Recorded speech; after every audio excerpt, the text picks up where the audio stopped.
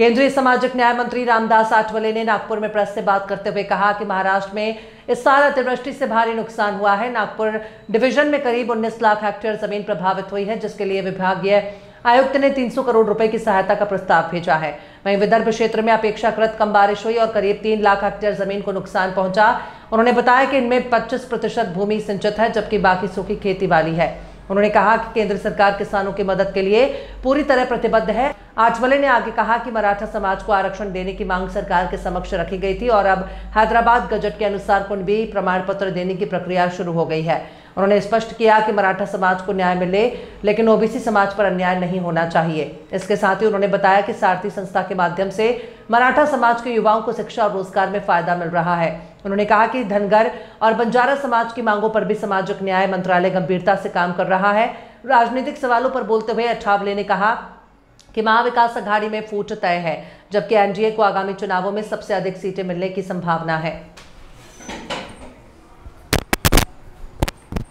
विदर्भामध्येही माहिती आपण घेतली आणि डिव्हिजनल कमिशनर, जिल्हाधिकारी, जिल्हा परिषद सीओ, महानगरपालिकेचे अधिकारी, समाज कल्याणचे अधिकारी असे अनेक डिपार्टमेंटचे अधिकारी उपस्थित होते आणि त्याच्यामध्ये आपल्याला माहिती मिळाली की विदर्भामध्ये टोटल जे ऍग्रिकल्चर जे लँड आहे ती जवळजवळ 19 लाख हेक्टर आहे आपल्या डिव्हिजन मध्ये, नागपूर डिव्हिजन मध्ये।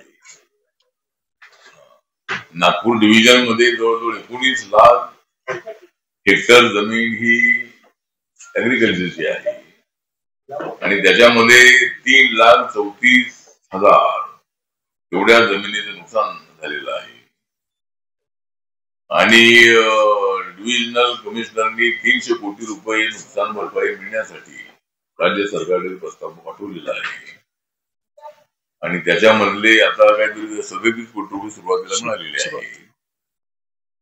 तर तसं इतर जिल्ह्यामध्ये जेवढं नुकसान झालेलं आहे, पश्चिम महाराष्ट्र, मराठवाडा, त्या तुलनेमध्ये जेवढं विदर्भामध्ये तेवढा पाऊस नव्हता। म्हणजे पाऊस होता पण तेवढा पाऊस नव्हता आणि 3,34,000 हेक्टरचं नुकसान या ठिकाणी झाल्याची माहिती आपल्याला मिळालेली आहे।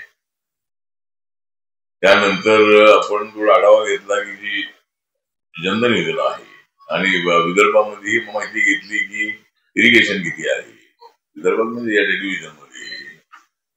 तर 25% 25% जमीन ही इरिगेशनची आहे, बाकीची 75% जमीन ही कोरडवाहूच आहे आणि आपली नरेंद्र मोदी सरकारने जी जनधन योजना सुरू केली होती त्या जनधन योजनेचे अकाउंट जवळजवळ 52 कोटी आता ऑल इंडियामध्ये उघडण्यात आलेले आहे। त्याच्यामधले नागपूर जिल्ह्यामध्ये जवळजवळ 11,89,000 एवढे अकाउंट उघडण्यात आलेले आहे। उज्ज्वला योजनेचे जे गॅस सिलेंडर आहे ते जवळजवळ देशामध्ये 12 कोटी लोकांना गॅस सिलेंडर मिळालेले आहे, गॅस कनेक्शन मिळालेलं आहे आणि नागपूर जिल्ह्यामध्ये 5,12,000 एवढ्या लोकांना गॅस कनेक्शन मिळालेलं आहे। जी मुद्रा योजना आहे ती विदाउट गॅरंटी, म्हणजे कलेक्टरकडे अर्ज केला की बँकेला जसे पेपर द्यावे लागतात अशी थोडी पेपर द्यावे लागत नाही आणि ही योजना सुरू करण्यात आली होती 2016 मध्ये आणि आतापर्यंत जवळजवळ 56 कोटीपेक्षा जास्त लोकांना याचा फायदा झालेला आहे आणि नागपूर जिल्ह्यामध्ये जवळजवळ 58,23,000 आतापर्यंत 58,23,000 एवढ्या लोकांना आतापर्यंत मुद्रा योजनेचा लाभ मिळालेला आहे आणि प्रधानमंत्री आवास योजना जी आहे या डिव्हिजन मध्ये 2,74,000 एवढ्या लोकांना याचा फायदा झालेला आहे।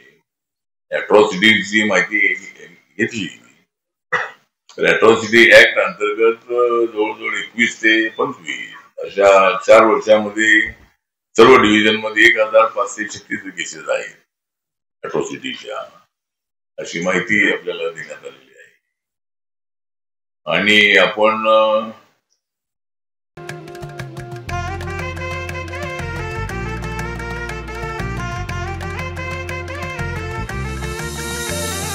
मानापानाचा नात्या गोत्याचा पसारा लई बाई वाढला. रुसवा नको ग बाई कुणाचा, मोठ्यानी उतारा काढला. लगीन घाई सुचून देई, खरेदीने पणा काढला.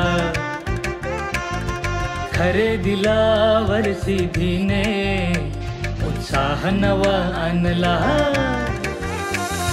बांधला बसता बांधला, बांधला बसता बांधला, बांधला बसता बांधला, बांधला बसता बांधला.